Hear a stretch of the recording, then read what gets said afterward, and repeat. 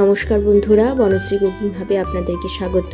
আজকে নিয়ে এসেছি শীতকালের একটা বিটের সবজি। এই বিট স্বাস্থ্যের পক্ষে যেমন উপকারী তেমনি খেতেও বেশ ভালো হয় একটু ভিন্নভাবে রান্না করলে। যারা বিট দেখে নাক ছিটকোয় তাদের জন্য আজকে এই রেসিপিটা। অবশ্যই যারা বিট দেখে নাক ছিটকোয় তাদেরকে একবার এই বিটের এই রেসিপিটা অবশ্যই বাড়িতে বানিয়ে দেবেন। আমার মনে হয় সকলের ভালো লাগবে। একেবারে সহজ পদ্ধতিতে ভীষণ দুর্দান্ত টেস্টি একটা রেসিপি। চলুন কীভাবে বানিয়েছি সেটা দেখুন। বিটটাকে প্রথমে একদম ছোট গ্রেটারের সাহায্যে গ্রেট করে নিলেই ভালো হয়। মোটা গ্রেটারের সাহায্যেও করতে পারেন, তাতে হয়তো সেদ্ধ হতে একটু সময়টা বেশি লাগবে, কিন্তু ছোট গ্রেটারের সাথে গ্রেট করলে সেটা সেদ্ধ হতে সময়টা খুব বেশি প্রয়োজন হবে না। দেখুন সমস্ত বিটটাকে আমি গ্রেট করে নিয়েছি একদম সরু গ্রেটারের সাহায্যে। এটা বাচ্চাদের জন্য খাওয়া তো ভীষণ উপকারী। মাঝে মাঝে বাচ্চাদের খাবার পাতে এই বিট রেসিপিটা রাখা ভীষণই ভালো। এরপর সামান্য একটু সর্ষের তেল দিয়েছি, বড় চামচের 1 চামচ থেকে 1.5 চামচ মতন। তারপর মধ্যে দিয়েছি কালো জিরে ফোড়ন এবং কাঁচা লঙ্কা। এই ফোড়নটা থেকে যখন হালকা স্মেল ছেড়ে আসবে ঠিক তখনই বিটগুলো এর মধ্যে অ্যাড করে দিতে হবে। দেখুন বিটগুলোর মধ্যে দিয়ে ভালোভাবে নাড়িয়ে চাড়িয়ে একটু জলটা শুকিয়ে নিতে হবে। গ্যাসের ফ্লেমটা অবশ্যই এটা মিডিয়ামে দিয়েই রান্নাটা করতে হবে, হাই ফ্লেমে নয়।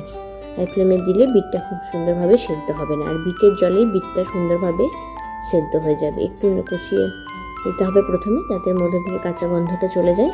তারপর এটাকে হালকাভাবে ঢাকা দিয়ে দিয়ে এটাকে রান্না করতে হবে। এটা খেতে অতটা সুস্বাদু হয় না বলে হয়তো অনেকে খেতে পছন্দ করে না, কিন্তু এইভাবে রেসিপিটা রান্না করলে এটা খেতে বেশ ভালো লাগে।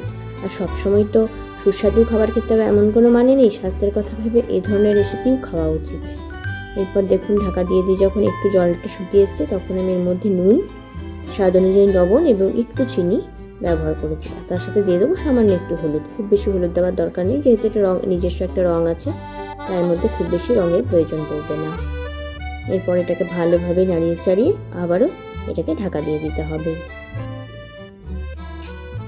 এভাবে কিছুক্ষণ করে ঢাকা দিয়ে আর ঢাকা খুলে নেড়ে চেড়ে এটা মোটামুটি 15 মিনিট মতো রান্না করে নিতে হবে। তাহলে বিটটা একদম নরমভাবে সেদ্ধ হয়ে যাবে। একটু সময় লাগবে, কিন্তু খেতে ভীষণ ভালো হবে।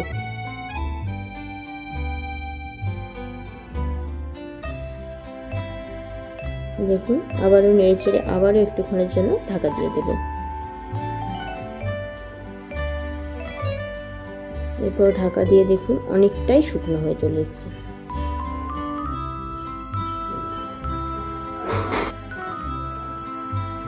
দেখুন ঠিক এরকম যখন শুকনো হয়ে আসবে তখন মাঝখানে জায়গাটা একটু খালি করে নিয়ে এর মধ্যে দিয়ে দিতে হবে আবারও সামান্য একটু তেল।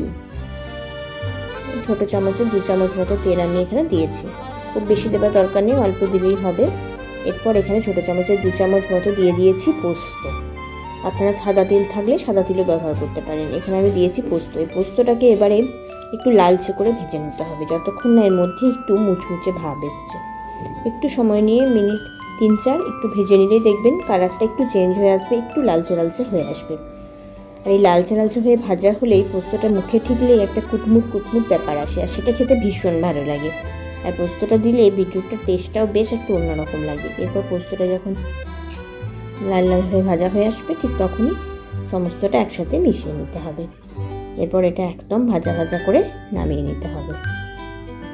এই একেবারে সহজ, কোনো পেঁয়াজ রসুন খুব বেশি তেল মশলা ছাড়াই ভীষণ স্বাস্থ্যকরভাবে এই রান্নাটা আমি দেখিয়েছি। খেতে ভীষণ ভালো হয়েছিল। অবশ্যই বাড়িতে একবার ট্রাই করে দেখতেই পারেন। নমস্কার বন্ধুরা, ভালো থাকবেন।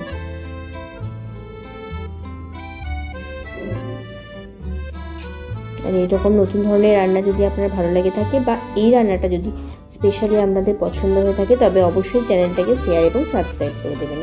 গরম ভাতের সাথে এই রেসিপিটা খেতে দুর্দান্ত লাগে।